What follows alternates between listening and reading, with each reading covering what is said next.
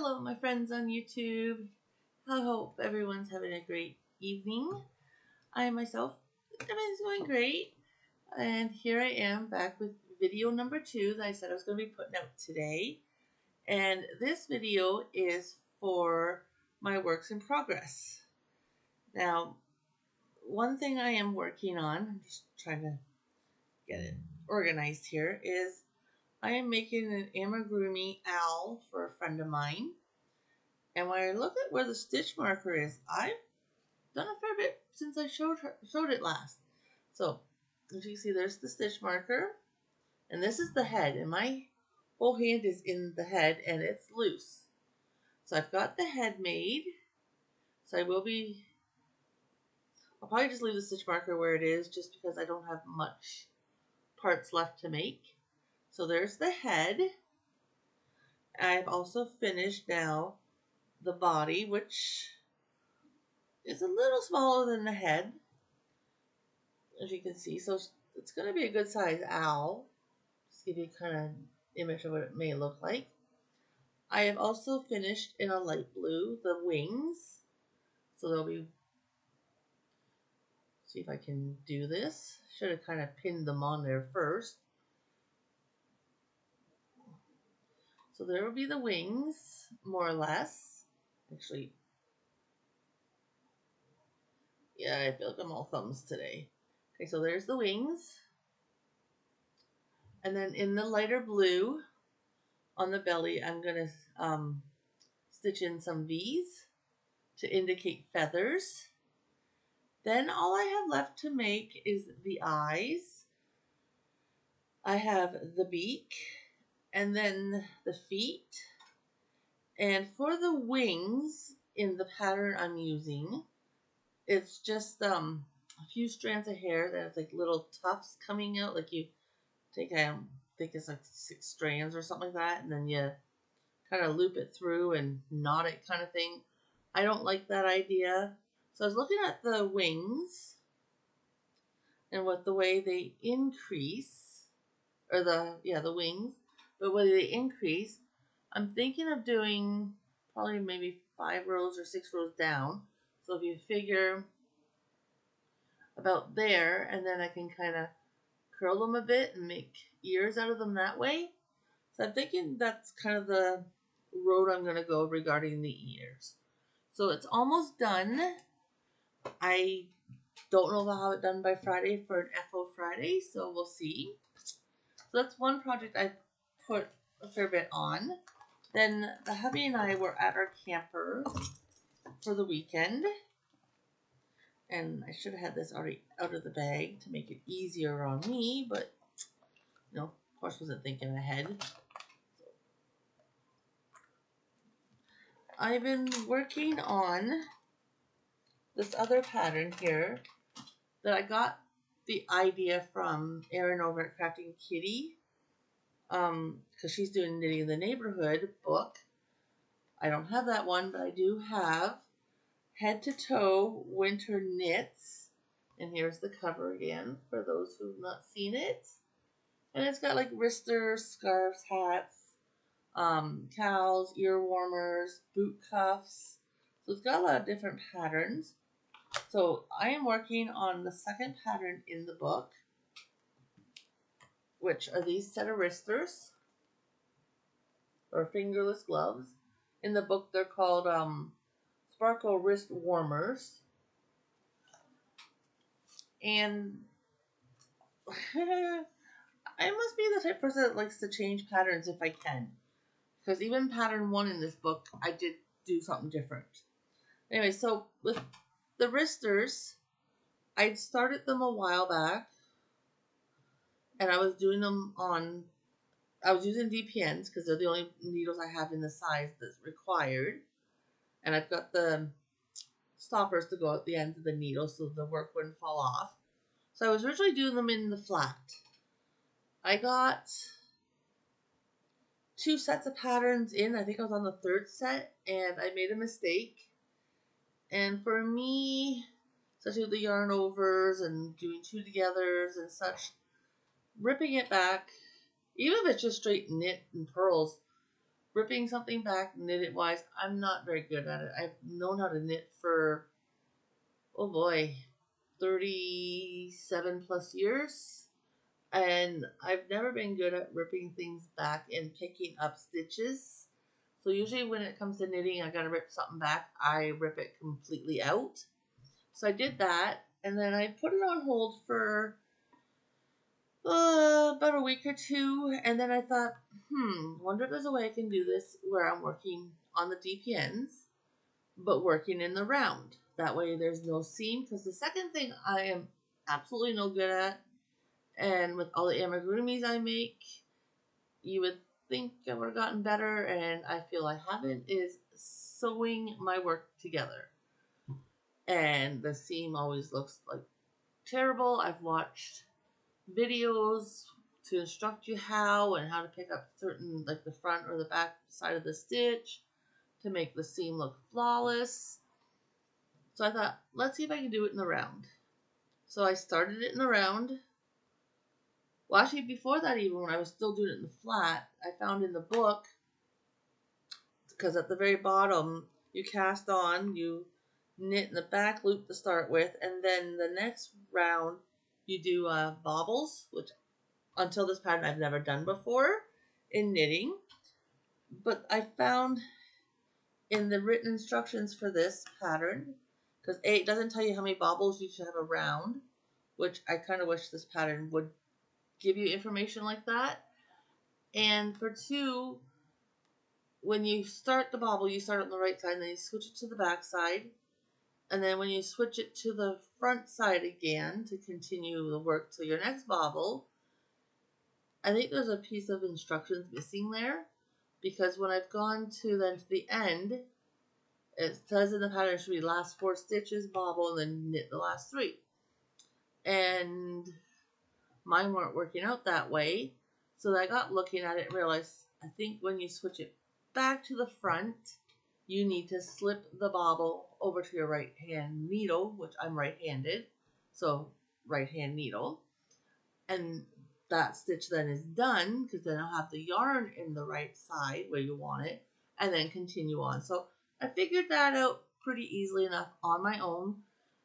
So then anyway, so I started working it on the round.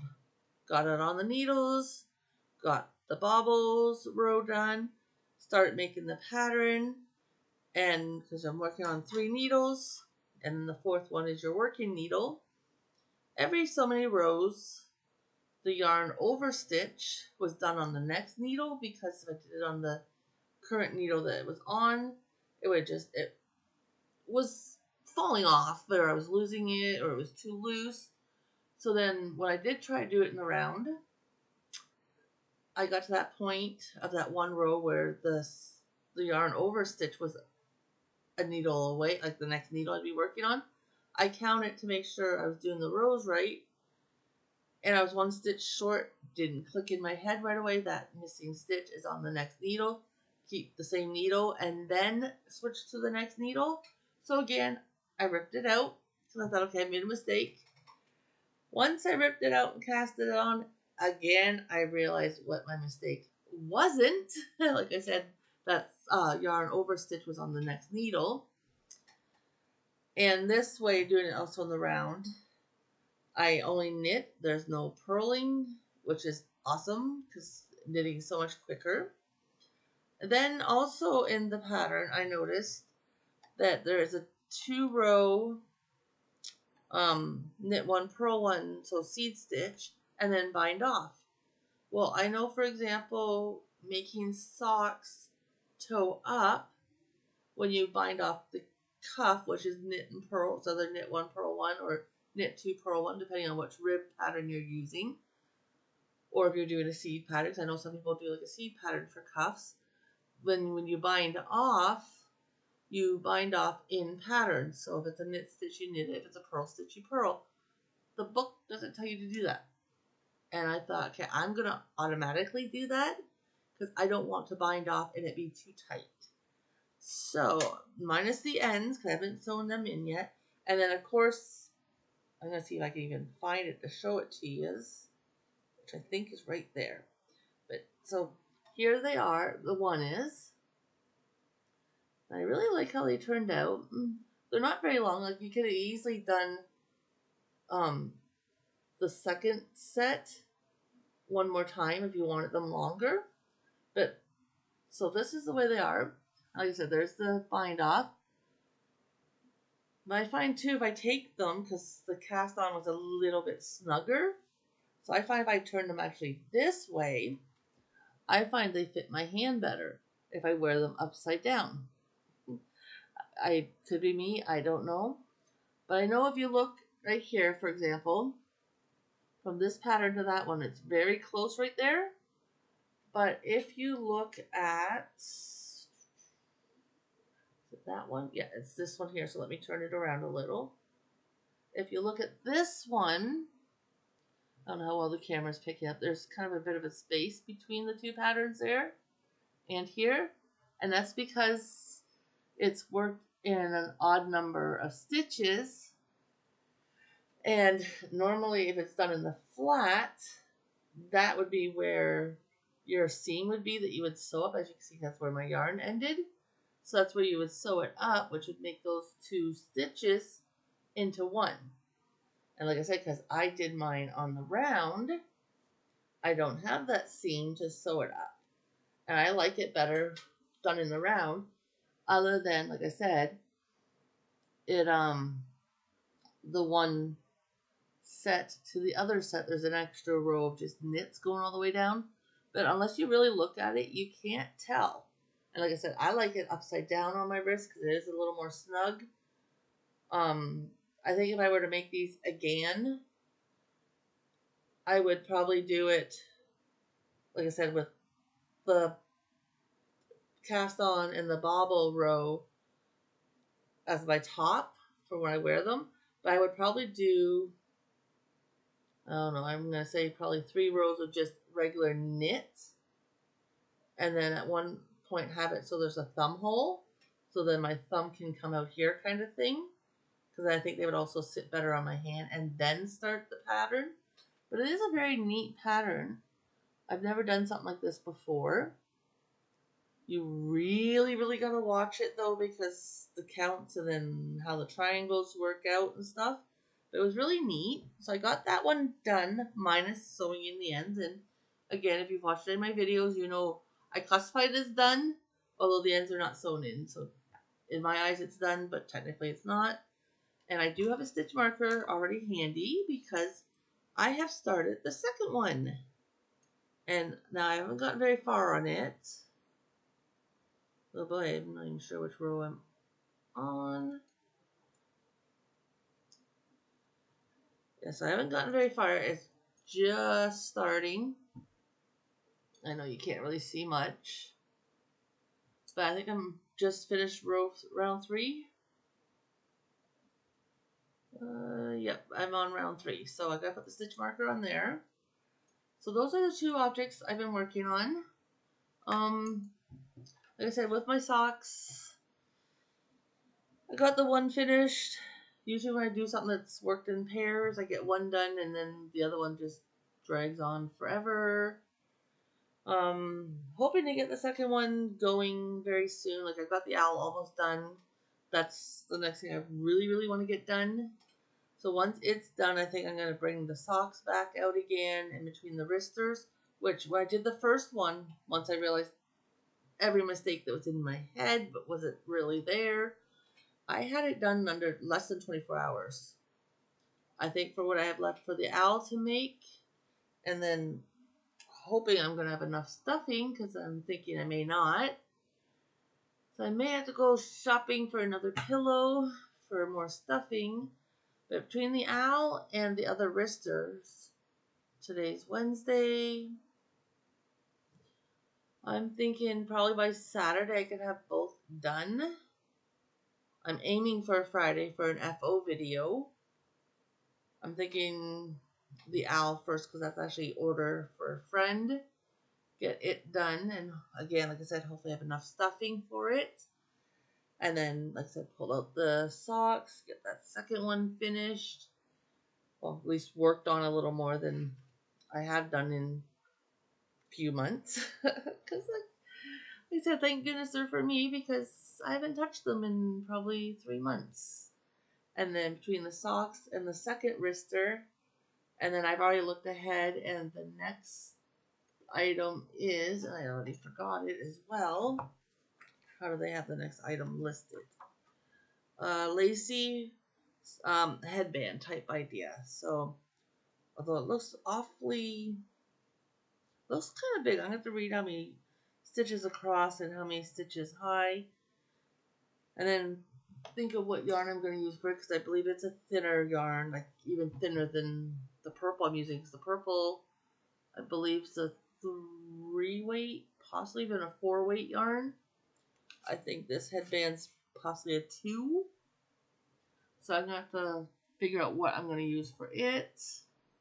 Because I normally, like for this book, I was trying to have the one on the go and the next pattern in the bag ready to go. I didn't do that with this one. So anyways, that's all I've got to show tonight. Like I said, busy day. The second video I put out had a live earlier, so anyone who was in my bingo and all of a sudden I lost you, I'm sorry. I do apologize again. My StreamYard, even though when I look at it, it says originally said I had like 6-7 hours left, so I should still have roughly 3 hours left. But I guess because I'm getting kind of close, and my monthly renewal for free isn't for another week and a bit, so I am still gonna have bingo still have bingo. I'm just gonna do it live via YouTube and not StreamYard for a bit until my StreamYard's renewed for the month. Because like I said, I got the free edition. So again, I do apologize to everybody. And like I said, that is all I got to show for this evening. Thanks for sticking by and watching my video. Keep crafting. Love to see what everybody's making. And be safe, be you. Love yous, and we'll see you soon. Bye for now.